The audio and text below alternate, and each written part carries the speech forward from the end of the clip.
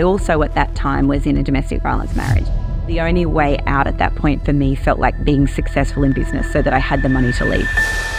Lisa Jones, a builder of 3 multi-million-dollar e-commerce brands. Essentially, SheCom is designed to help women. We have an extended community of around about 20,000 female founders. It can be really busy and overwhelming building a business. We have added complexities to that because usually we're wives and mothers, and at its forefront, it's a community for women to hug, laugh, hang out, be inspired, celebrate each other, and that's sorely missing.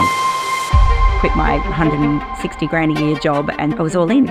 Okay, I don't have a paycheck. We're working out of our very small lounge room. We simultaneously grew 2 businesses at once with 3 little kids under 10. It was like trying to hold 2 balloons in the wind and there's a tornado coming. How did you do it? Raising children, being in a marriage like that, running a brand new business that's taken 2.5 years to get a product from inception stage to market? The true answer is... Hey guys. Today, you're in for a very powerful podcast. We had the pleasure of having Lisa Jones here from SheCom. She is literally a boss woman. She talks about how she scaled 3 multi-7-figure businesses and how she survived a domestic violence relationship. She now takes all that experience and helps thousands of female entrepreneurs all around Australia through her business program and her live events. Right at the end, she even talks about bravery and that she had to make very difficult decisions along the way that has now made her life so much better and that she can now empower other female entrepreneurs. Stay to the end. There's golden nuggets throughout this entire podcast. You're not going to want to miss it. See you then. What's up, guys, and welcome to another episode of Unemployable. Today, we've got a very special person that's come into the studio that has driven all the way from Currumbin, which is about 20 minutes away. And her name is Lisa Jones. Lisa, how are you? I am fabulous, and thank you for having me. Pleasure. James, how are you? Good, mate. Good and well indeed. It's a perfect time to be on the coast here at the moment. It's like summer, as you can tell in my usual linen summer outfit. So I'm waiting for the sledging from you, mate. No, I'll be easy on you today, mate. Yeah, good stuff. We have a lady in the room. Yeah. 2. Mark and Mark. Mate, have a look at me over here on this chair. Hey, been promoted to your seat. Hey, you look good. You look good. I'm doing well, mate. I like the jacket. Thank you. No, very good, very good. Lisa, you're a bit of a boss woman, eh? Like, I was looking through and doing some research earlier today before the pod, and you've done some incredible things in your entrepreneurial journey so far. SheCom. Why SheCom? So it's really hard to know where to start on that part of it because that's my most latest chapter. It's like you're starting to read a book when you come in 3/4 of the way through the book. Yeah. But essentially, SheCom is designed to help women navigate the exhaustion of juggling a million things and building an e-commerce brand. And it's very specific because women, we have certain tendencies to take too many things on, to wear too many monkeys on our shoulders. And it can be really busy and overwhelming building a business, as I'm sure you guys know. And we have added complexities to that because usually we're wives and mothers and it's a lot. And so SheCom is really a community for women where first and foremost, we get each other. Secondly, we cut through the overwhelm with actual strategies that are working right now in 2024 to build an e-commerce business. And when you're exhausted and overwhelmed, you just cut all the shit, tell me what's going to work. I just want to grow my sales. And they all have that in common. But probably and most importantly, at its forefront, it's a community for women to hug, laugh, hang out, be inspired, celebrate each other. And that's sorely missing, I believe, from everywhere. So it's growing like wildfire at the moment. That's great. Yes. I always say, we're the most connected we've ever been, yet the most disconnected. We're connected with mobile phones and apps and, WhatsApp and messages, yet we're the most disconnected I feel that we've ever been. And building a community, I think, is so important. And it's something similar that what we're doing with Unemployable. And it gives us such a heart connection to others. I think that's the piece that is missing from a lot of business people. I find a lot of people building businesses, even if they have teams and offices or warehouses, they're still siloed to some extent in their own little bubble. And it can be really lonely. Often you don't have peers or families to talk to about the growth of a business. And unlike you guys who have each other, a lot of women don't have colleagues or peers or people who understand the journey that they've having to give up, their life savings and invest. And so it's like the smiles and the laughter that happens when women find each other in our community. It's like hard to explain. we all sit here around a podcast being involved in e-commerce businesses and various other different businesses, and for us it's obvious, right? Like, surround yourself with community, surround yourself with other like-minded people. But I had an interesting thing happen the other day. My sister saw one of our podcasts, and we had a lady on is doing something very similar in the whole online closing space. And now my sister's joined this community, and she's getting into this thing, and she's like, oh, because she lives in Melbourne, she's like, I miss you, bro. Like, we don't get to chat. It's good to have that person around that inspires me and picks me up. And I'm like, the secret that no one tells you when you're growing up is that really everyone around you should be that kind of person. You deserve to have everyone around you be that kind of person who picks you up and inspires you and shows you what's possible, right? But it isn't so obvious for the average person that we can surround ourselves with community of like-minded people. Yeah, I think sometimes we get in our own way, right? Like, we're in our heads a lot. So, but you said something significant then, that was like, this is like coming into the third part of a book. So perhaps we go back to the start of the book. That might be a good place to jump off, and then we can get up to the SheCom and understand Lisa's journey to date. So. Sounds great. Where do you want to start? At the beginning. Well, like a lot of entrepreneurs, firstly, I sucked at school. Like, I did not like school. I just didn't understand it. I actually thought I was really dumb until in my early 20s, I decided to go to university, and I had a specific need. I was like, I'm going to be a property valuer. I don't know why. Well, I do know why. My boyfriend at the time was a property valuer, and he earned lots of money. And I was like, fuck this shit. I'm going to be a property valuer. And so I went to uni. And when I started at uni, I was like, oh my God, I'm actually really smart.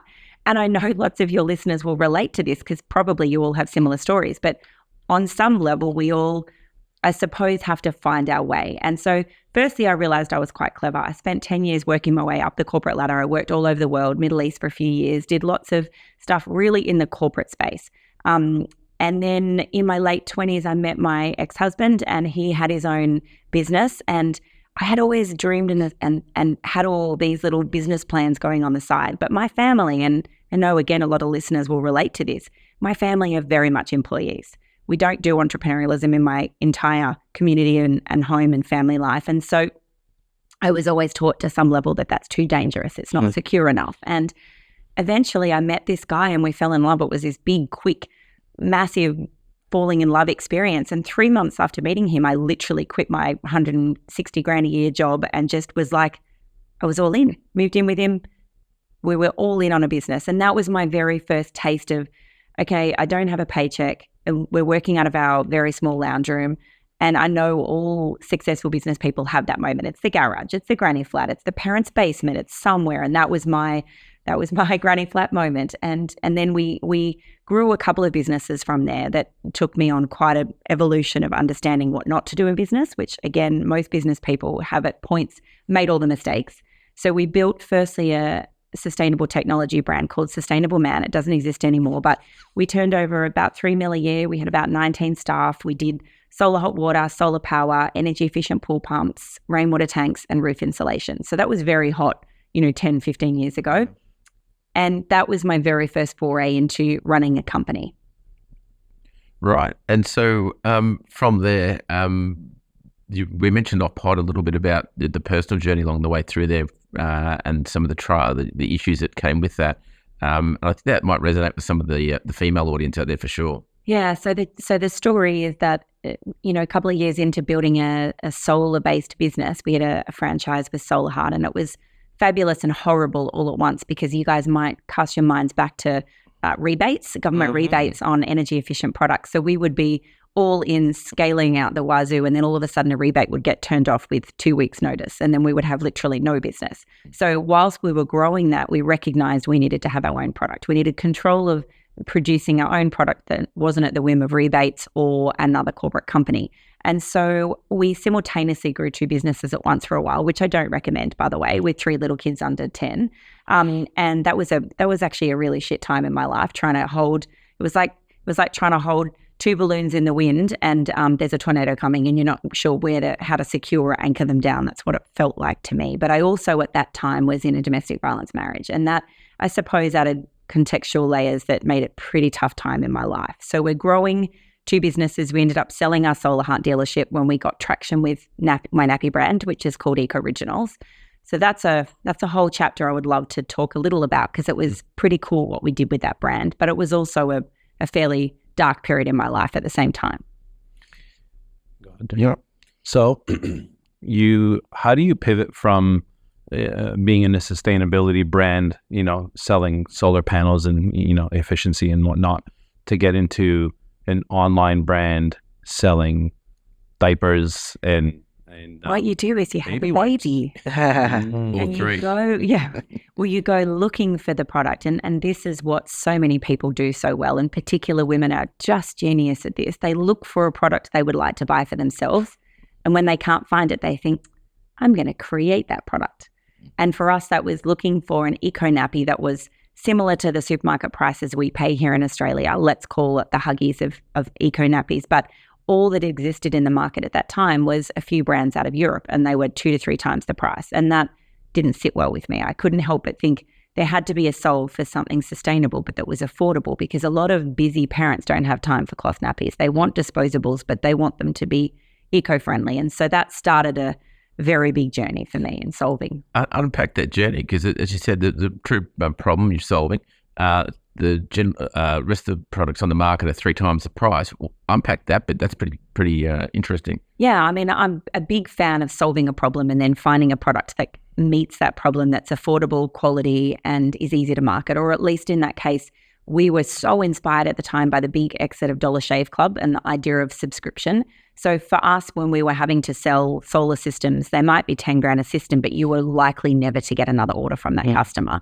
So we wanted to have a product that was saleable on subscription that allowed us to, for all of the incredible reasons that a subscription business is so much easier when you spend the money to acquire a customer, you have them for a long time. And in a lot of cases, what we discovered is that women that have a baby often have multiple babies over a period of time. So if you have them, it's not just the period of one child's lifetime, it's a period of a family's lifetime using nappies. So it was a clever thing to do. It just took us a lot longer than we expected. But my question is, how did you bring them back to the market acceptance so they were 3 times the price so you could actually get subscribers? Largely that was not using supermarkets, for all the reasons that supermarkets, and particularly our main ones in Australia, have pretty chunky margins.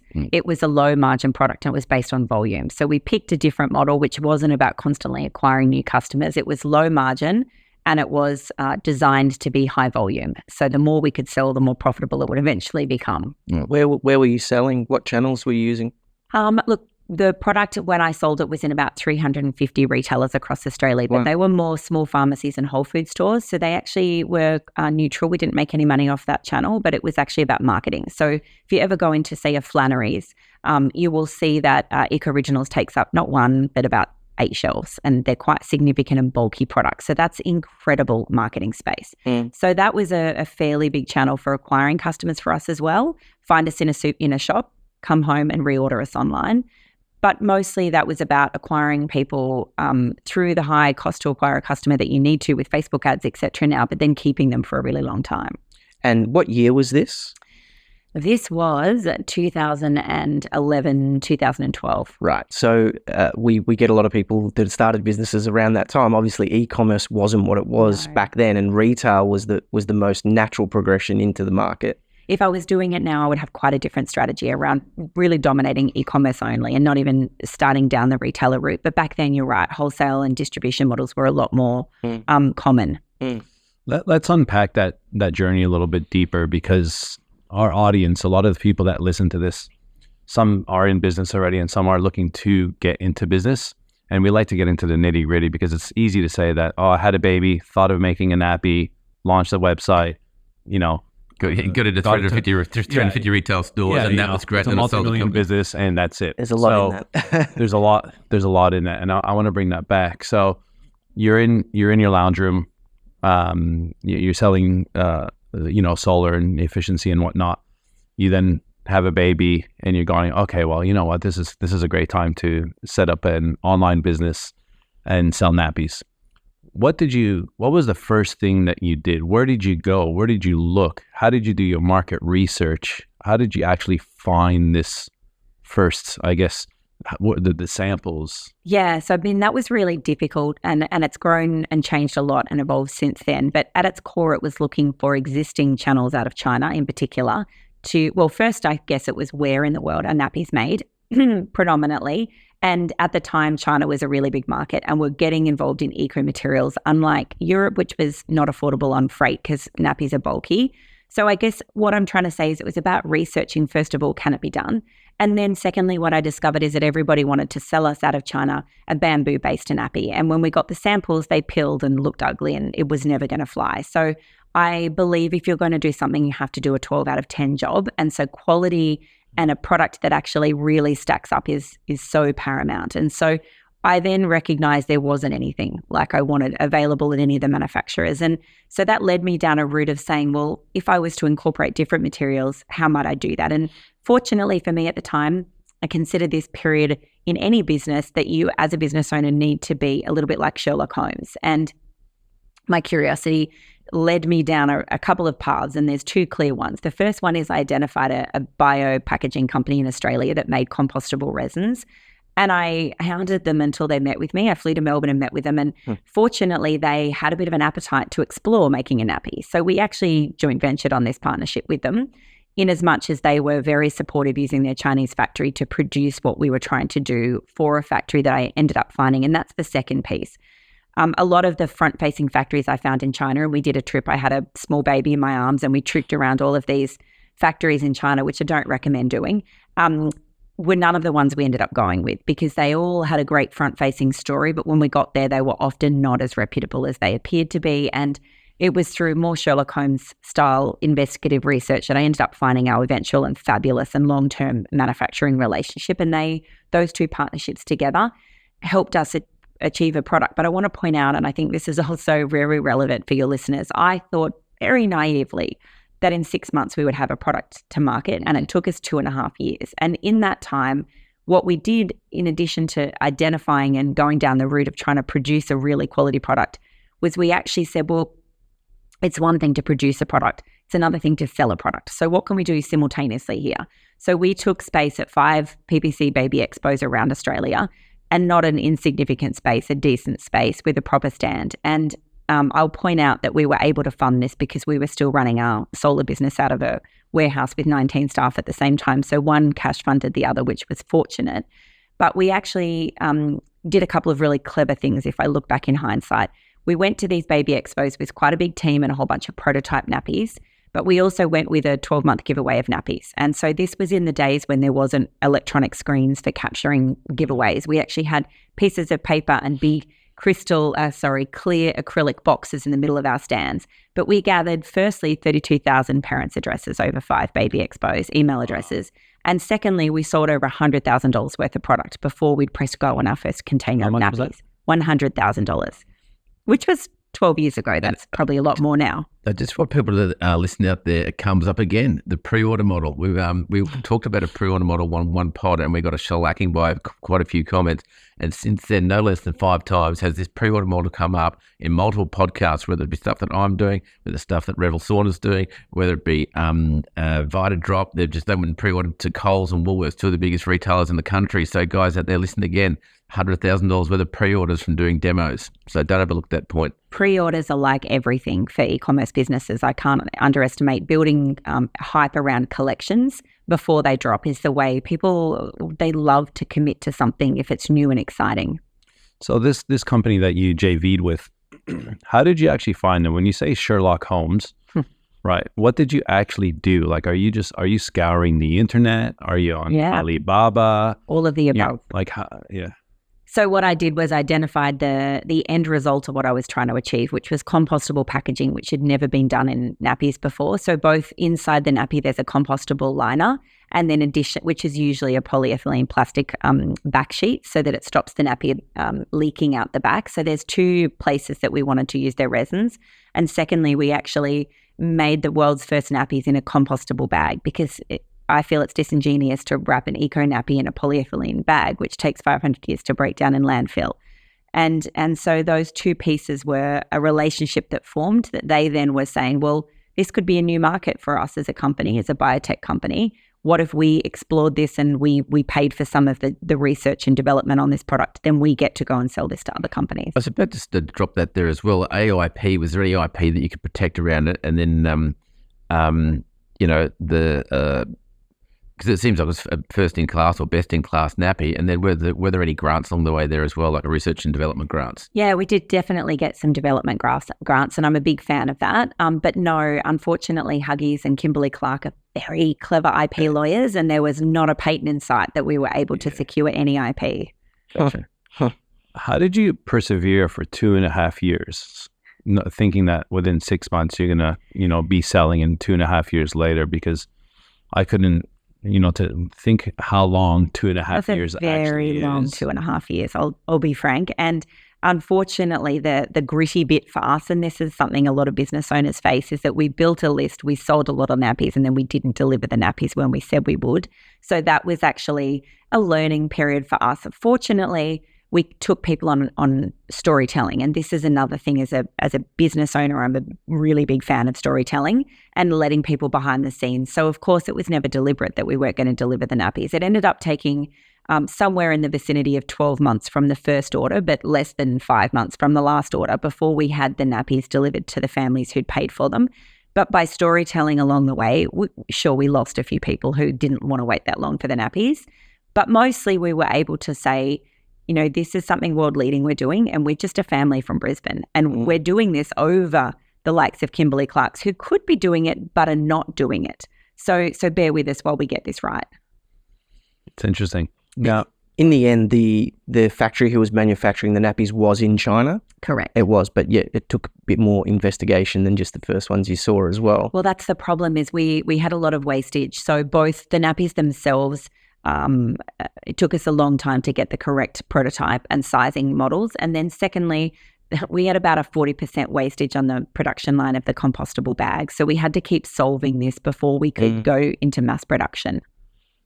Now, I don't want to overlook one very important thing that you said, because I know there'll be a lot of listeners, that will sit there with excuses on why they're not entering, into a business or backing themselves. And we all have stories. We all have pasts. And you quickly mentioned that you're in a domestic violence relationship, and that's easy to overlook and just tag as that. How did you do it? What were some of the things that you actually went through, and how did you, again, persevere raising a child or children, being in a marriage like that, and funding a business and running a brand new business that's taken 2.5 years to get a product from, inception stage to market? That's a pretty difficult question to answer. I think I dug deep, and I have a never give up kind of attitude to stuff. I think you have to be a successful business person. I'm a very high achiever, and I think there's a few layers to it. Firstly, is that not really anybody knew what I was going through, because I'm a degree qualified lady from a nice family. And I felt such deep shame that I ended up in a situation like that. I should know better. I'm clever. How did this happen? And then I didn't want anyone to know what I was experiencing. So my team didn't know, my investor didn't know. It was very private. And I suppose that just adds more complexity to it, because I didn't have any support network at all. In fact, at that point, my ex-husband had largely severed my friends and family from my life, which is very typical behavior. And so I did feel incredibly isolated and lonely, but also the only way out at that point for me felt like being successful in business so that I had the money to leave, because also that was a very contributing stressor in our life, is finding the money to be able to leave wasn't even an option at that point, because we were all in balls deep in debt and all kinds of stuff trying to get these businesses both to simultaneously thrive. And the end answer is 2 core learnings, and I'm a very big fan of looking for silver linings. Firstly, I'm a kinder, more empathetic person as a result of having gone through this in my life. My learning from this is that prior to this relationship, I was probably a pretty arrogant little shit. And now I am very good at connecting with humans and listening to the real stories and finding compassion for myself and for others. So I very much am not a victim. I look for the silver linings in this. And I think, and secondly, the true answer is I didn't survive. I had a nervous breakdown, and that was when I finally left. And I had to sleep between 15 and 18 hours a day for months and months and months, trying to recover my nervous system. And so one of the things I'm very cognizant of now for women who are experiencing, it may not be domestic violence, but it certainly is overwhelm in building businesses, is that our adrenal load, our payload is huge. Often we're thinking of the millions, I call them monkeys on our shoulders. It'll be the husband, the kids, the school camp next week, the lunch orders I haven't sorted for the week, the laundry that needs folding. And then you add the complexities of the team and the businesses and the cash flow problems. And, you know, e-commerce product brands are complex. The supply chain and logistics and the customer service, it's a very complicated business model anyway. So I feel for a lot of women, and I get a lot of nods whenever I'm publicly speaking about this topic, is that we take all of that on our backs and we wear it all and we literally buckle under the weight of it. And unfortunately, the physiological piece in women that break is our nervous system, because it just cannot sustain this for too long. Essentially, my naturopaths have tried to describe it like being chased by a lion. When your body knows to secrete adrenaline in those moments, our bodies are secreting them all day, every day. It doesn't stop. And eventually there's none left. It literally physiologically breaks. Yeah, that's pretty incredible. What I find fascinating is hearing the amount of not the amount of stories, but hearing stories like this when a human is obviously going through an extremely difficult time, but when they come through that time, you're able to look back at what they achieved in that time while you're going through all of these things. It is pretty remarkable just how that is able to be achieved during those periods of extreme stress. Could you talk about that, like something around when you're going through it, how to channel that energy and get through it? Because there's probably people right now that are in the middle of it and are waking up every day not sure how they're going to continue. Yeah, and I come across this a lot too. Not so much the domestic violence, although of course we all know that's prevalent, but even just the having to wake up every day and continue and go about what we do. And I think a couple of things in hindsight, I suppose I had some remorse around how I didn't do as much with my nappy brand as I wanted to achieve because of that load that I was under. And I think if I was in charge of the brand now, I could do quite extraordinary things with it that I feel it was, I suppose, the thing I didn't complete, if you like, because, you know, I'll tell the story in a minute of how it's not my brand anymore.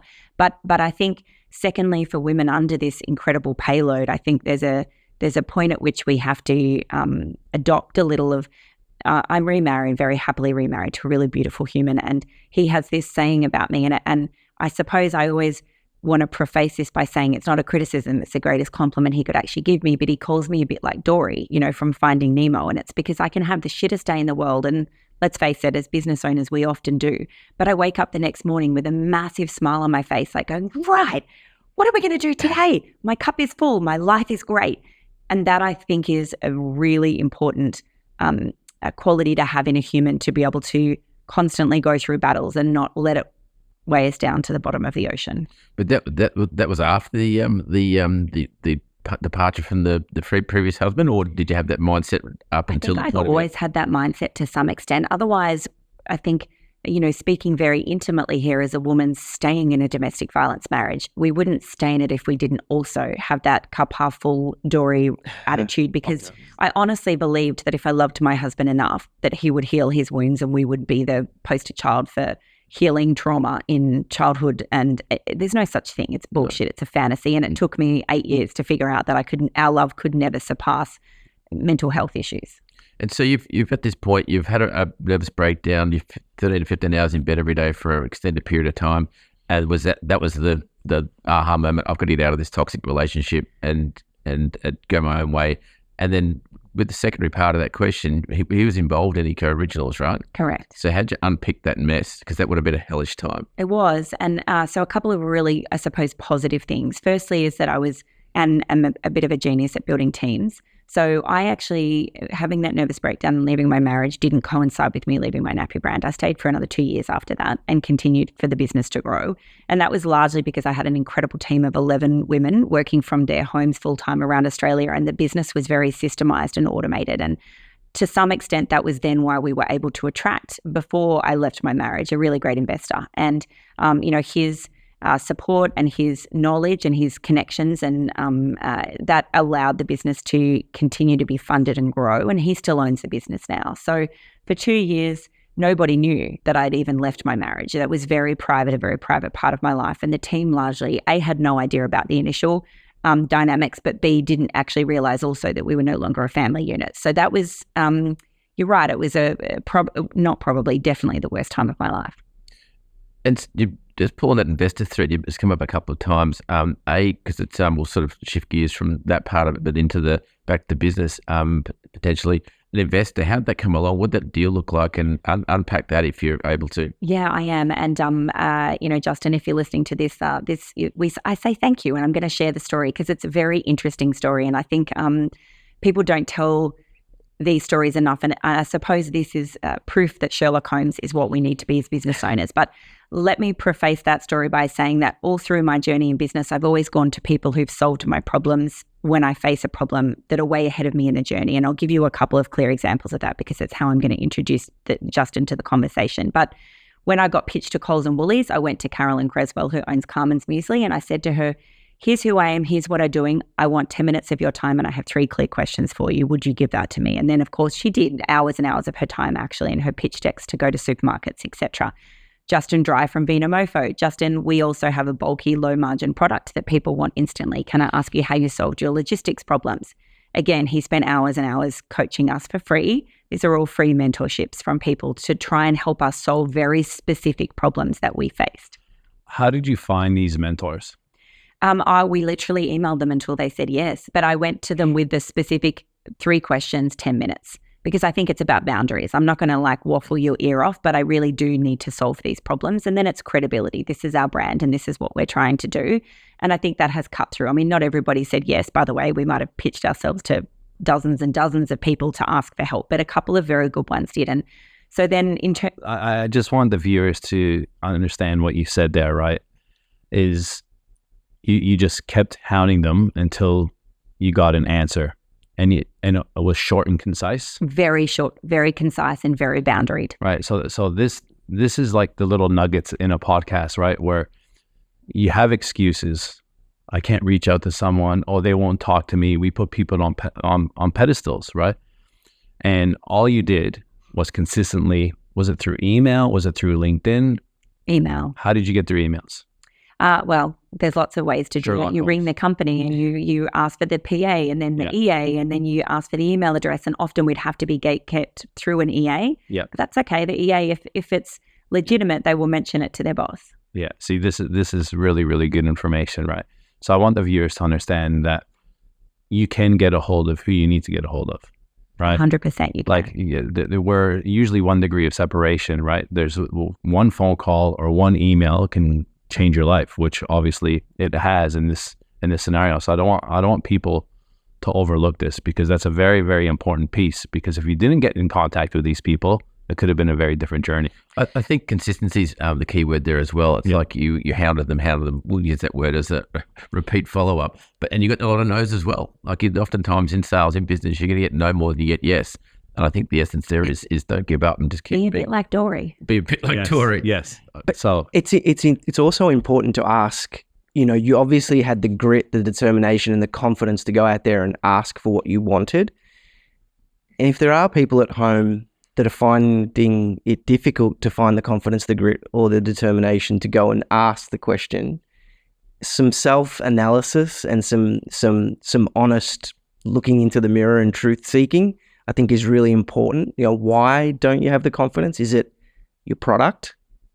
Is it your preparedness? Is it your presentation? Is it your idea? What is it? I actually don't think it's any of those things. I think it's about how much you want it. Yeah, that's exactly. I think I could just imagine you at that point in that relationship going, this is my way out, right? And that's, you have to have a big enough why. And if you're doing it just for money, it's not the right reason. I think my why was more than just to get out, though. I genuinely wanted to create the world's greenest nappy brand, but I also wanted a big exit. I am very driven by building security for myself. And I see SheCom now as my exit one day, and all my team know that we're building it to exit. And I think that I'm very entrepreneurially driven as well. There was a couple of whys in there, all hooked in together. Yeah, good. That's powerful. So James, back to back to the investor, Justin. You've knocked the door. Well, this was a little different. So we actually went to Justin, but he didn't reply multiple times. And then we've just moved to a new town. We've been there about 6 months, and my stepdaughter was at an athletics carnival. And I'm standing talking to my stepdaughter's new best friend, who's also just moved to the same town. And I'm talking to the mum, and we're chat. And she says something about her husband, and then she says, he has an online business. And I'm a geek. I'm always like, great, what online business? I want to know. Like, I'm more interested in, that than I am about mothers group chatter. I'll be frank. That's probably always made me isolated from mothers groups. But I'm like, what's your husband do? She's like, he's one of the founders of Surf Stitch. And my brain instantly goes, And so we literally, I'm out the back of the toilet block, and she mentions, my husband's coming down soon to see my daughter run. So I'm out the back of the toilet block ringing my then husband, get your ass down to the athletics carnival field right now. Justin's literally about to show up.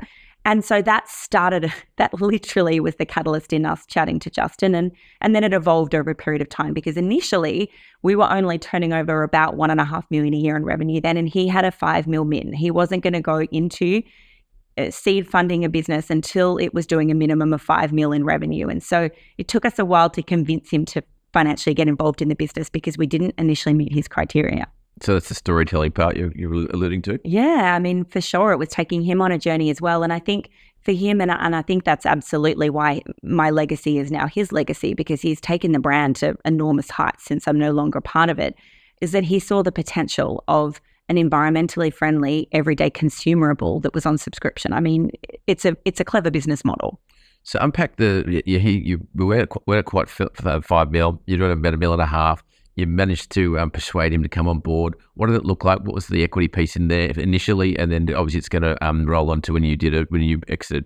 Yeah, sure. So we initially did a convertible note with Justin, which was his vehicle of choice for investing in businesses. Can you explain what a convertible note is to the audience, please? Essentially, it's a loan, and at the end of the loan period, which was a 2-year loan period, we either had the choice to repay the loan with interest or convert it, which is why it's called a convertible note, into equity in the business. And we ended up doing 2 convertible notes off Justin in a 2-year period. And at the end of the convertible note periods, it also coincided for us in a period in which I was now ready to leave the brand. And so it all tied into Justin was able to purchase the rest of our equity in the business and take over 100% control of the brand. When was that? Because you said you started around 2011, 2012. How long were you in this brand before you got to that exit? I'm really bad with dates. You know how there's only so much room in your brain and you shut stuff out to the side when you need new things to come in. Again? Yeah, it is a Dory moment. Look, I think I've been out of my nappy brand around about 4 years now. Okay. Yeah. So we're talking 4 to 5 years ago. Actually, to be honest with you, it's probably closer to 6 because I've been now married and I've been in a relationship for about 6 years. So part of the reason I left the nappy brand was a culmination of things. It was leaving a marriage and needing to no longer have any ties, which doesn't happen when you're raising children with an ex, but as many ties as I could sever. And I was in a new relationship and I wanted to give that airtime. And then obviously Justin was keen to take over the whole brand. And as I mentioned, he's now done some incredible stuff with it and has gone global with it and moved it over to headquartered out of London with a whole bunch of other eco brands. So it is a legacy that makes me really proud. It's well beyond my initial founding. So above and beyond the loan with Justin, because he's obviously a e-com gun, there was some mentorship along the way there. And so what was his involvement? Hey guys, hope you're enjoying the pod. I just want to take a quick moment to share a quick story with you about something going on in one of my businesses right now. We are using artificial intelligence to send a voice clone of myself directly into our customers' voicemail inboxes the moment after they purchase our product. Well, not the moment, a few minutes after. So with our toilets business, Dry Flush, people put in their name, their email, their phone number when they order the toilets. 5 minutes later, their phone rings once and it goes straight to their voicemail. And we're using an AI that clones my voice and says, "Hey, Terry," if that's their name, grabbing the name from the order form using my voice. It drops a customized voicemail to say, "Hey, Terry, what's going on? Adam here from Dry Flush. Just want to say thank you so much for ordering one of our toilets. Sorry I missed you. I just wanted to let you know that we appreciate your business. If there's anything you need, just send us an email at hello@dryflush.com.au. And that goes out to every customer every time, a few minutes after the purchase. This is what the team at earlybird.ai are building for us right now, as along with some other very, very cool solutions that are going to increase customer experience, increase the number of 5-star reviews we get, and automate the amazing experience that we are aiming to provide when you buy from our e-commerce store. So if you want to learn about that and your business is doing over $500,000 a year, you qualify for a free audit with the team at earlybird.ai. That's EARLI, earlybird.ai. And they will do an audit of your business and show you how they can put artificial intelligence like that into your business, whether it's voice cloning, video, face cloning, all kinds of amazing technologies that are available right now. So go over there, get your free audit, and enjoy the rest of the podcast. Look, I think a lot of listeners will relate to the idea as product creators and founders of brands. We're really good at some things and we're really crap at others. And I am absolutely, completely and utterly crap at numbers. Despite having a property economics degree, I actually hate getting involved in the numbers. And so Justin, his skill as an ex-merchant banker is incredible detail on the numbers. And he built these over about 2 years. He built these models of understanding. And look, we've tried to replicate this with software now, and it's very difficult to find software that will actually come back to as good as a model as Justin built on an Excel document, which was pretty extensive understanding of what we'd previously sold in terms of bundles and sizing and what the length of time of each sizing, because nappies is a complex model to pre-purchase because we don't know at what point our clients are going to go out of a nappy size into the next, and yet there's 5 nappy sizes in different bundles. So procurement is quite tricky. So we were building models, or he was building models. Fantastic. And so from when he came on board, $1.5 million, where did it end up at when you finally let go of the reins completely? Yeah, look, I would say we were still only at 2 to 3 mil in revenue, but the brand is now in the 8 figures. So that's the bit that I'm happy about. Yeah, good. So you sold the business, right? And are you allowed to say how much it's sold for or no? Yeah, that's fine. And you now have an avenue, right? So you've started a new relationship and you've got some money in the bank. What did you do from there? Look, I moved on largely to I didn't have a lot of money in the bank, to be really clear. That I'm not going to talk about the details of it, but departing a relationship with somebody, I didn't get the money in the bank. I'll just say that. So I chose to leave because it was safer for myself and my family to leave. I licked my wounds, slept a lot, and tried to figure out what was my genius zone in this entire equation. And the truth was that people were coming to me for advice on how I overcame certain parts of building a business, and that happened organically, and then it happened by paid coaching, one-to-one coaching, and then I did something that I suppose if there's service businesses listening now is also number 2,776 lesson in life, which was I became a really broad business coach. So I helped a lot of different business owners from, carpet layers to electricians to product builders, because I had a background in multiple different businesses. And then I had this pivotal moment in my life, as we often have, and I was sitting there with it's actually a business broker. We were having a coffee and he said to me, "Oh, Lise, you got to stop being the general practitioner and you've got to be the boob doctor." And I looked at him and I was like, "What?" And he's like, "Have you looked at which car each of those 2 medical professionals drive? Like, you want to be the boob doctor. And so instead of being a general practitioner and coaching everybody, you need to pick a lane, girl. Pick a lane and own it." And that was very foundational for me in understanding that was the first stages of SheCom, if you like. It's like, well, actually, I really only want to coach women. And then I really only want to coach women who are doing really cool things with products. And then when I picked the lane, it literally was wildfire from then. That's awesome. I saw something on your Instagram story where you've just recently received over 500 products. Can you tell us about that? I was trying to follow the journey of that, but you've just got products literally everywhere. Yeah. So here's me as a somebody who wants to solve women's problems. My empathetic side of me means that I constantly bite off more than I should. And 3 years ago, when the SheCom piece kind of launched as SheCom, I said, well, I'm a CRO expert. Like, understanding conversion rate is one of my expert zones. Do not put me inside business manager and Meta, because I have no freaking idea about how to set up the right audiences or campaigns that I have people for. I, however, am a very expert on looking at websites and understanding why they're not converting. And to me, it's, as important as Meta, if you like. And one of the things I recognized early on is a lot of women who create product brands are not Rach from TBH, where they're exceptional marketers. They're not. They have amazing products, but they're missing that marketing prowess. And I recognize that trust and authority on websites is a really important piece, and that comes in many forms. But one of the forms I could help women with was awards credibility. So we launched product awards, and we run them once a year. It's our 3rd year running. We have over 500 products enter this year. And unfortunately, we're also not a logistics company. We're actually a service business. So the lot of products will come to a post office, and we pick them up and take them to my home. And my beautiful husband stored them all in a container we have at home. And yesterday we pulled them out, and it was a 12-hour day categorizing 52 different award categories, putting products into them. And then we actually have a pretty rigorous judging process where I bring buyers from The Iconic, from Baby Bunting, from Woolworths Marketplace, from beauty editors, from Women's Weekly. We bring a lot of different experts in their zones in to judge the categories. And that is because some of my clients end up being stocked by The Iconic because of the judging day that we run. So we kind of come at it from many different angles. That's pretty incredible. I would love to enter our products into that next time round, but female founded only. Wow, my partner is there. You go. Co-founder. Does that count? Brilliant. Absolutely. All right. Awesome.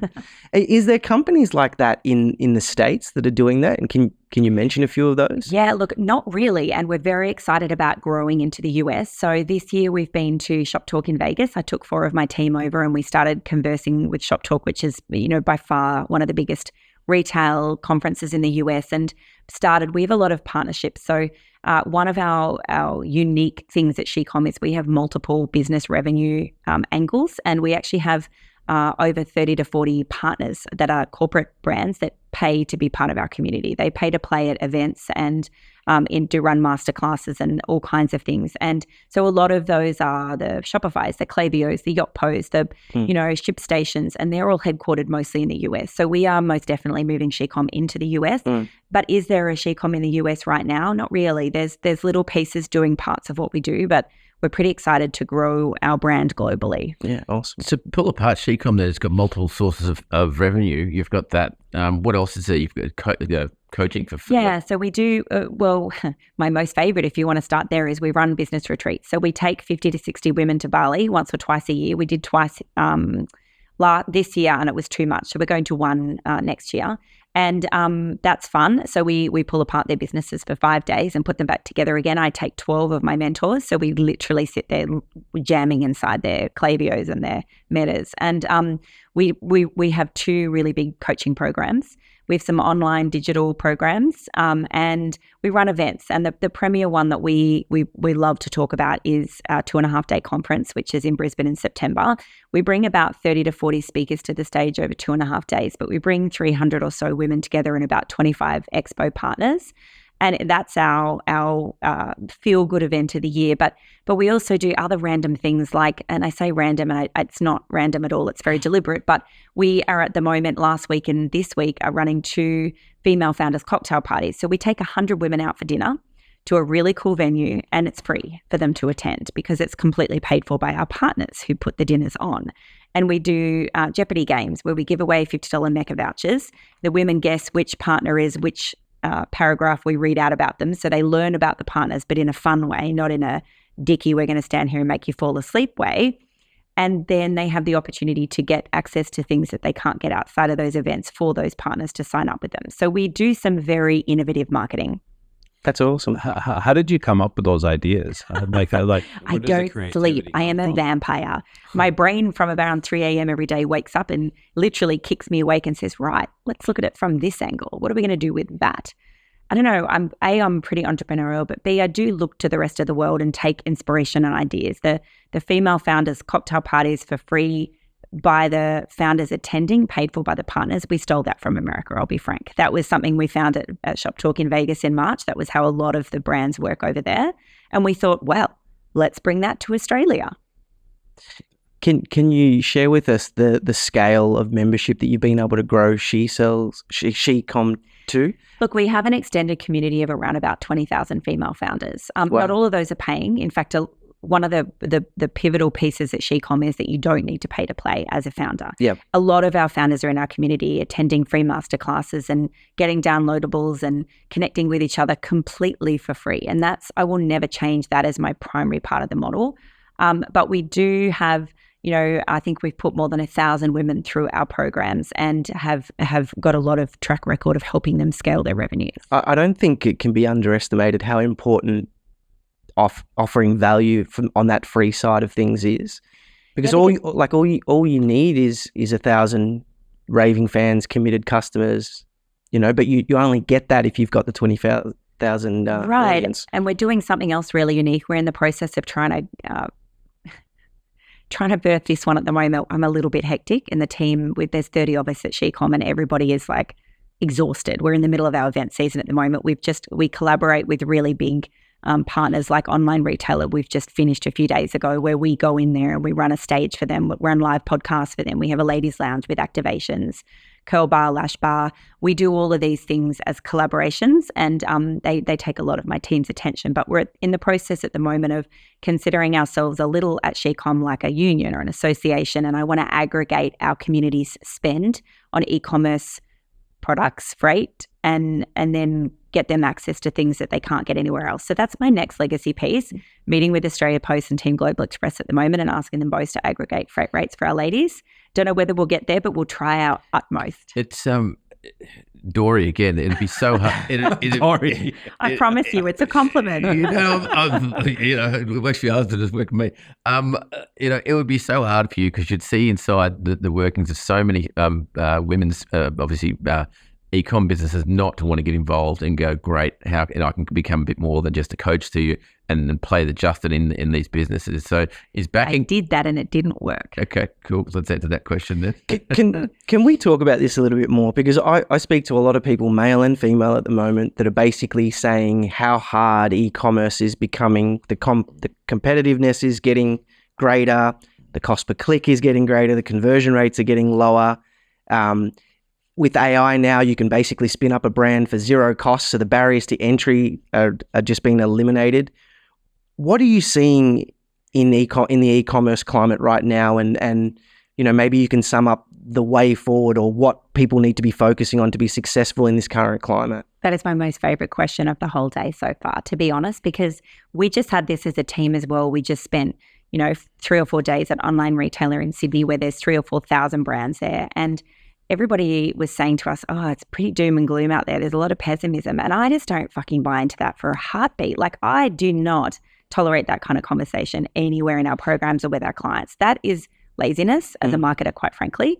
There is no reason that you cannot thrive a brand right now. And most of my clients, I don't hear the pessimism because most of my clients are nailing it right now.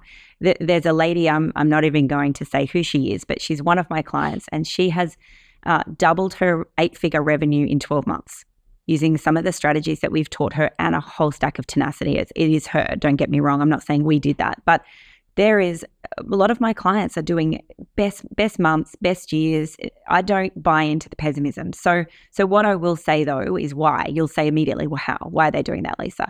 And I believe that it is harder to build an e-commerce brand right now than it was, or to be successful building it. But I think it's there's a lot of laziness in growth in the last few years. And a lot of that is off the back of COVID, which it resulted in a lot of exponential lazy growth. Also came a lot of laziness around Meta. A lot of brands were subscribing to the idea that if we just chuck money at Meta, we'll be able to acquire customers and scale our brands. And unfortunately, and watching, Infamous Swim's buckle recently shows us that is just a bullshit way to grow a brand. It's not profitable. It's not scalable. It's stupid, in my opinion. And I'm pretty outspoken about this. I believe the absolute antithesis of what they did, which is not giving all our money to Mark Zuckerberg. It's a component, but it's not 12 eggs in one basket of Meta, which is what a lot of people are doing as brands. But that's laziness. That's handing your power over to someone else and hoping their algorithm supports you. And, the cost to acquire a customer at $60 a customer at the moment or more is ridiculous. Like that is ridiculous. And it works for brands like I was just listening to your podcast with Rach from TBH. It works because she has longevity and lifetime value from a customer. But if you have a product that is only purchased once or twice, that is not a sustainable business model. But what is, so I know you're going to say, what is, Lisa? Well, what is a really sustainable growth plan is good SEO, good Google, exploring Pinterest and TikTok, and that might be organic, that might be paid. It's good CRO, because how many brands are driving paid ads to their site using Meta and have a fucking ordinary site that doesn't convert? Like I see it every day. They're like, my website conversion rate is 0.87%, but we spend $30,000 a month on Meta, and I want to cry. I'm like, dude, you have terrible advice happening here right now. What do you recommend for someone that's got an e-com store and their CRO is not great? Right. What do you recommend them doing? Whatever it is right now, doubling it. And also not female, because there are guys that listen to this. If you're a guy, we can't get involved in SheCom. Where do they go to get an expert that really knows their shit when it comes to CRO? And then secondary to that, the experts in Pinterest, TikTok, and how to cut through with that branding and also the message. Look, I mean, I personally have spent more than $300,000 on professional development with paid mentors. I know I talked earlier about free mentors, but I have always and still have right now a gun mentor who costs me, every time her credit card charge comes through, I like gulp, right? But we don't know what we don't know. So firstly, you can't fix your CRO problem on your own. Secondly, you don't go to an agency or web dev, because largely speaking, and there's probably some good ones out there, they don't understand sales psychology, and that's what CRO is, and that's where people get it wrong. They think that making a site look pretty is CRO, and it's not at all. Like you can have an ugly site but have clever sales psychology, and it will nail it every day of the week. And then the piece is, I've had a client I've lifted to 14% CRO, like conversion rate ongoing, like not just once for a week, but I mean over 12 months. It's possible. So wherever you are, your line in the sand is, I immediately can make decisions today and tweaks on my site that will double my website in a week conversion rate. That's doable, and then double it again. And so I think it's trust and authority. It's selling to the solution that you offer, not features and benefits. So we always talk about the transformational sell above the fold on a website. It's like, how do you solve their problem and how do you nail that so that when they land there, they don't bounce? I mean, I could spend 2 hours right now listing things you could do on a site to lift the conversion rate, but at its core, it's forgetting about the features and benefits of your product. And it is ultimately solving someone's problem. So when they land, A, you've solved the problem, but B, there's enough trust and authority behind the solution that they pull their credit card out, because people are sheep and they will follow other people. So if your site doesn't look credible, if you don't have media banners and awards that you've won and reviews and before and afters and featured in, they're not going to buy from you. There's two really interesting things that you said in all of that, and they're completely different ends of the spectrum. A lot of people that I'm speaking to at the moment seem to think that it's cheap competitors, Chinese sellers, manufacturers that are going straight to market that are the big threat. But I think I don't think that's the case. I think the people that are the big threat are people like yourself who have been in corporate 9 to 5, smart people who are now saying, fuck this, I don't want to work this job, and I'm getting rid of these golden handcuffs, and I'm going to join a community and I'm going to start a brand because I've got this idea and I've got this hunger and I've got this inspiration. They're your real competitors. And I think they're much more dangerous than the cheap Chinese sellers, just as a starting point. But you mentioned conversion, and you mentioned spending money on your own education. Yeah. And I still think that, you mentioned 14% conversion. Like, we've got a product on Amazon at the moment, it's getting about a 9-10% conversion. We bag Amazon all the time on this show and the importance of having to go out there and do different things. But it is a great testing ground and testing channel. I love Amazon. I am a mad proponent of Amazon, both as a shopper myself, I'm a Prime member, but secondly, Amazon is over 60% organic search term in the US for looking for a product on its initial search term. And in Australia, it's already at 16%. So if you're a product brand, even if you love your own website and you're not listed on Amazon, you're missing a search engine opportunity. All right, that's the first one, and I'm glad you agree with that one. The second one was you spent over $300,000 on personal development. I'm a big believer that the best products and the best brands will win. But I think that we often gloss over that most important fact. The most important product is ourselves. Is the founder. It is. And women in particular are terrible at this. And I agree that the most important way to support a founder is pay yourself first and pay yourself decently. support yourself, number 2, with strategies and mentors and people who've already solved problems, and then get them to get you to your end goal quicker and faster with less wasted mistakes that cost you more money than you're investing in the mentor in the first place. So they're the 2 pieces I think founders constantly forget about. And then thirdly, of course, you need systems and team behind you, because as a founder, we need to find our genius zone. We need to stay in our genius zone. And founders often are terrible at that. They'll stay stuck in all the shitty parts they hate doing, and then they end up sullen and resentful, and their business doesn't grow because they're doing the shit that they shouldn't be doing instead of the bits that are actually their genius zone. They're like my 3 top things for a founder. You've mentioned genius zone a few times on the pod. How do we find our genius zone? That's actually much easier than you might think it is. So the way that I get people to do this is write down a list in a week of all the things you do in your business, and then go through, once you're absolutely certain it's a complete list from a whole week of examples of tasks that you might do in your business.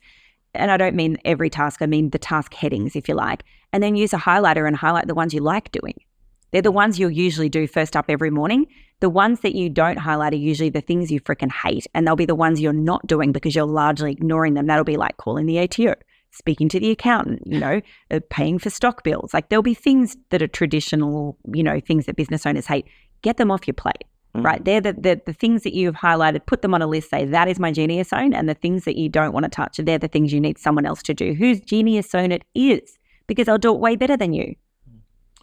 So with the coaching program, and this is a permission to pitch, essentially, especially the ladies out there. Obviously, it's not for the men unless they're married to a lady and they want to put them through. Or if you identify as I think that woke bullshit's getting kicked to the curb. Thanks, guys. So what's it look like for someone who's the ideal customer for SheCom? What does it look like? Where do they come in at? And then when they do get behind the curtain and join the coaching program, what can they expect? Yeah, beautiful. So, we have a podcast. So to digest some of what we do, first of all, any female founder should go check out our podcast, which is She Talks E-commerce. And then we have a free Facebook group called SheCom. And so I would suggest that there are 2 places that people could start to whet their appetite with getting access to strategies and ideas. And in the Facebook group, if you've got questions you want to ask around, oh my God, I've got a supplier problem and the invoice says this, but I don't know what to do, ask it in a Facebook group like SheCom, because all the other owners in there will help you. So that's at its core. Now, we help everyone who's from I've got an idea and I haven't started yet, right through to our community tends to churn out up the top around 20 or 30 mil a year revs. So beyond that, they kind of more in different kind of programs or communities. We really deeply support the women who are looking for the strategies and each other and their access to information. And what we do is we help them get rid of the overwhelm.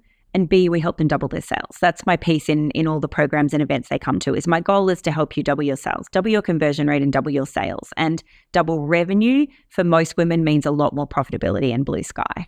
So it seems to be CRO-centric. It's pretty obvious what you said. That's just my genius zone, but there's 30 of us at SheCom, and I have the 2 Google Ads coaches. I have 3 Facebook Ads coaches, and I want to just segue that by saying that all of our coaches at SheCom are brand owners themselves. So one thing we do very differently to any other coaching community is I don't let a coach largely. There's a couple of minor exceptions to that, but predominantly our coaches all concurrently run their own successful e-commerce businesses while they coach for us, because I have a belief that if you haven't walked in the trenches, don't fucking tell me what to do, mate. I'm not listening. Or even if you once ran an e-com business, even if it was 3 years ago, the game has changed so much in that period of time.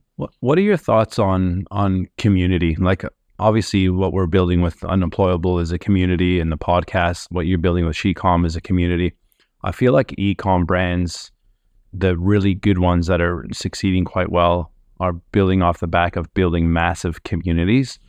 I'll use LSKD as an example and what they're doing in the community building. And I know other people in similar industries that their sales are declining in the exact same, active wear space. So I want to get a little bit of your thoughts around community, and how can people in the e-com space, what are some tips for them on how to build community rather than just going, here's a sale, okay, let me just retarget you with ads again? Because I see it very clearly that you would have a large database. Ecoriginals would have a large database. MX has a large database. LSKD would have a massive database, and I think a lot of people aren't using it enough and to build that community.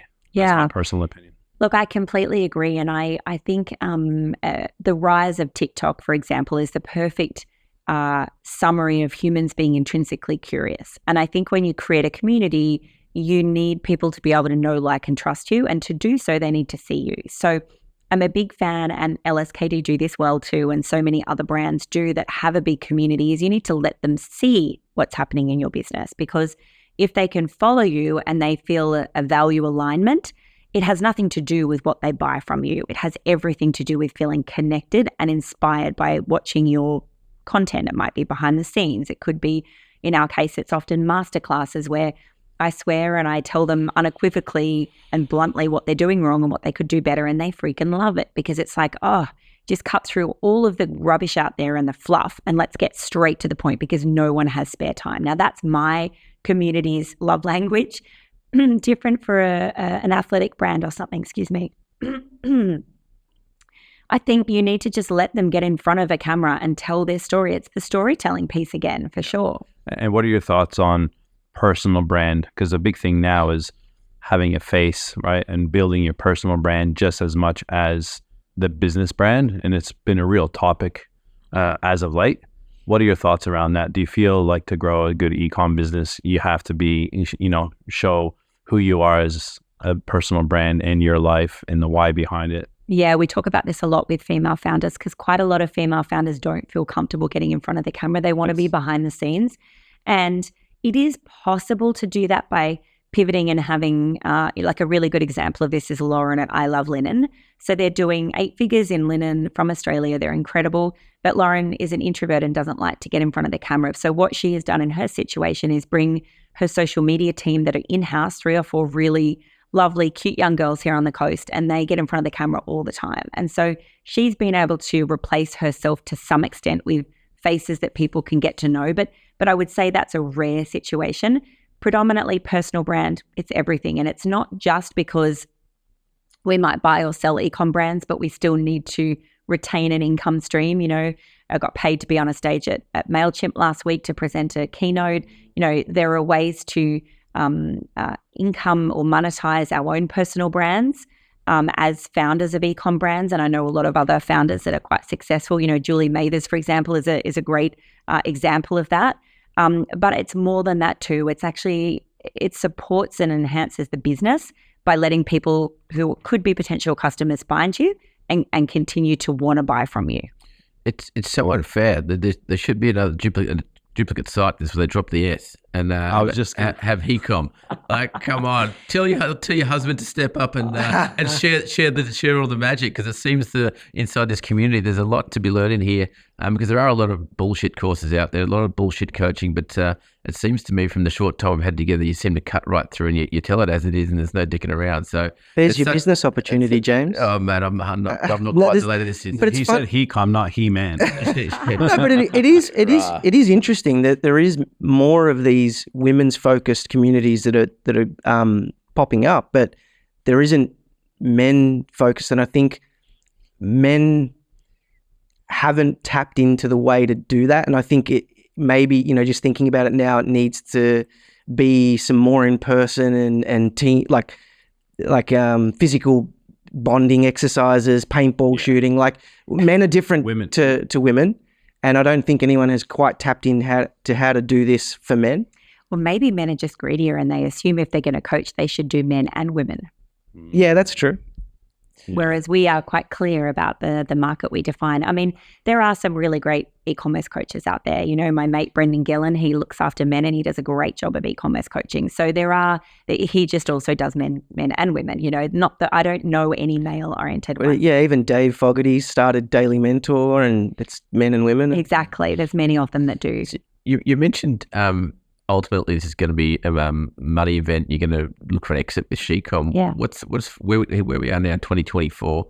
When's the target? And what's that look like? And what's that journey ahead? I'm sure you've got it fairly well mapped out, and it'll be quite good for the viewers and the listeners to understand what it looks like from a seasoned entrepreneur's perspective that has had one exit and now going again. What does that look like, and what are you going to be doubling down on to get to that result? Yeah, I've exited 3 businesses, so that has helped in understanding, and but none of them have been for the payload that I'm looking for. So it's a really good question, and the entrepreneurially geeky part of me loves to talk about exits and building to exit, because you have to build from the beginning to exit. So it's like making sure our IP is secured. We're trademarked already in lots of countries around the world, and I think for me, it's building the systems, the team, and the processes, and then reducing key person risk. So I've taken some innovative steps to raise 4 other women in my coaching team's profiles alongside me as gifting them some equity in the brand, so that there is a key person risk reduction from just the Lisa Jones dog and pony show, which I think is really important.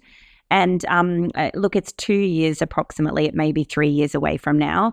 This year has not panned out the way I expected it to. Last year we were reactive, and this year I was planning on being proactive, but it just hasn't happened that way. What happened, and a lot of businesses will relate to this, is around about that 2 to 3 million a year revenue mark, we bottomed out with some of the team that we had. They didn't have the deep skills to take us to the next revenue chunk. So we've had to replace quite a lot of our team in the last 6 months, and that's not very fun. And it set us back a little bit. So now we've geared up with some incredible team, and now we're ready to really grow. But for me, that's also the revenue stream coming in from partners, is because and event partners as well. That's, I suspect, where my exit lies. So we're largely dating our potential exit partners already. Perfect. Love that strategy. I'm a father with 2 daughters, and this morning they asked that who you interviewing on the podcast. They know that we have podcasts today and tomorrow. And I said, I'm actually introducing a boss woman. Interviewing a boss woman. And they're like, oh, like, what do you mean? And then I explained that, and my wife was there, and they're like, oh, that's so amazing. I love that, And I take my hat off to you for doing this, because I think this women and empowering women in business is such an important topic. And I look at my 2 daughters going, I hope they follow in my, entrepreneurial footsteps. I would never push them that way. They can do what they want, but I think it's so important. And for someone like you to be here and telling your story and being vulnerable, I think is even more important, because when we always ask our guests, what's off topic. And when you said nothing, I really, really embrace that, because that's the true story. We can all sit here and say, I sold a brand, I sold it for this, and I've got this business partner, and everything's rosy. And that's not the reality of life. And we need more people like you to keep it real and tell the truth, because there is a lot of bullshitting out there. And I look at my 2 daughters, and if they could be mentored by someone like you, or listen to someone like you, because women listen to women a lot more than women listen to men, obviously. That's what my wife always tells me. And I thank you for that. Thank you. And I think it's important to point out to the potential listeners, such as your daughters, that it's not for everybody. And I think, I suffer from anxiety, quite a lot of anxiety. And I think a lot of business owners do, because it's anxiety inducing. God, my pants, I pull my big girl's underpants on every day. It's not, I've completely self-funded Chicom. And at some point I'll probably do a cap raise, because it's a lot to do this on my own with 30 staff, but that comes at an enormous cost to me. And my husband has just recently retired and is now our anchor at home. And that's a really valuable piece. It cannot be underestimated how you cannot be me without having a really good support crew. My parents show up all the time. My daughter was packing orders last night until late. Unpacking product awards. I should be really clear about, not orders going out. But it takes a crew, and it's not for everybody. And if this is a big toll to take. My body doesn't always love the anxiety that I put it under, and it shows examples of how it doesn't love that regularly. It's a health journey too to support this. I think it's important to point out that it isn't for everybody, and if it isn't for you, then an employee or a small side business hustle is totally honorable too. Yeah, I agree. We're open and vulnerable on this podcast, and we've all mentioned that we deal with anxiety on the best of days, especially, business is hard. It's sexy from the outside, but when you're in it and you're basically getting punched in the face on a daily basis. Multiple not times. right. And that's why we're it's like not on this fun. pod is to unpack it properly. So it's not just that glossy veneer. It is the shit shows that are 9 times out of 10 it is a shit show. And so, yeah, thanks so much for being open and vulnerable and coming on the pod. It's been great. Now, what's a couple things you would say to someone that would be in a similar situation that you were back in 2012 to 2018 in that type of relationship, and even if they're not in that type of relationship and they're just sitting on an idea, right? They're on the train, they're in the car, they're stuck in traffic, getting home at 6-7 o'clock at night, then having to make dinner and then do it all the next day working for someone else. What's something that you would tell them to inspire them to take action like you did back then? Look, I think it's about stepping up and being brave. If I look back now, there was so many opportunities that I lost by being timid. And I think a lot of women end up in a situation like I did because we're people pleasers and rescuers. And that is something I very much don't do anymore.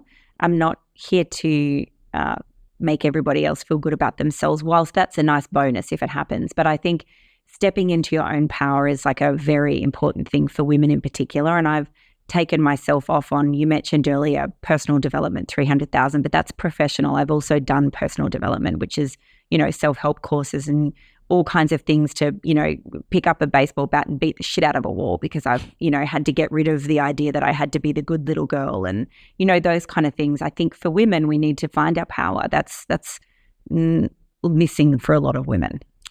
We spoke about why before, and sometimes people might be sitting there thinking, what's my why? And, when Dom and I, our why was to get a business going so we could work from anywhere in the world. And once we achieved that, we're like, well, fuck, what's our why now? And we sat here with like pens and paper and tried to come up with all these, virtue signaling different ideas. And in the end, we just thought, just cause this journey is the journey of seeing how much you've got in you and constant and never-ending daily improvement.